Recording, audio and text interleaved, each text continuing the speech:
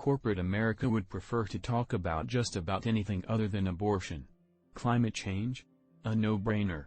Voting access? An American right. So-called bathroom bills? A threat to employee well-being and safety.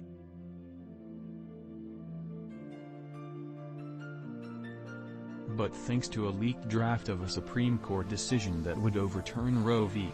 Wade, the landmark 1973 ruling that made abortion a guaranteed right in the U.S., the chief executives of America's biggest companies are being asked to take a position on, and in a growing number of cases, offer an E. Companies have found it to their chagrin, and it would be tough to find an issue that's more emotionally loaded than this. Public opinion surveys show that workers would welcome their employers' help. Americans favor legislation that would legalize abortion nationwide by a nearly 20-point margin.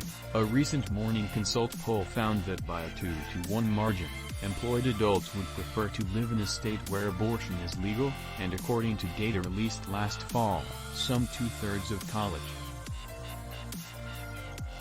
That's why more companies, amid sweeping restrictions in states like Texas, Oklahoma and Mississippi and ahead of the expected repeal of Roe, are announcing they'll help employees who need abortion services and reproductive health care no matter where they live. For shareholder activists like Shelley O'Pern, who runs corporate engagement initiatives at Real Ventures, a non-profit that invests in reproductive health companies, the corporations that have thus far stayed quiet will need to speak up. I think they're being advised by their PR firms to stay silent on this, she says. The silence is not only disgraceful, it's just so tone-deaf in the moment. These questions are not going to go away.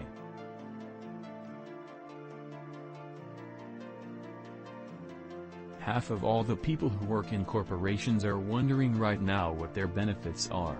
In a fast-moving environment where lawmakers are already threatening to penalize companies that provide such benefits, some employers may be waiting for the Supreme Court's actual decision on Roe.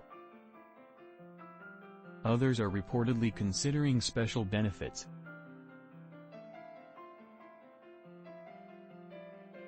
For now, here are the companies, updated as announcements are disclosed, that have said they'll provide assistance to employees facing the barriers of restrictive laws. Amazon has told its U.S. employees, according to a message obtained by Reuters, that it will cover up to $4,000 of travel expenses.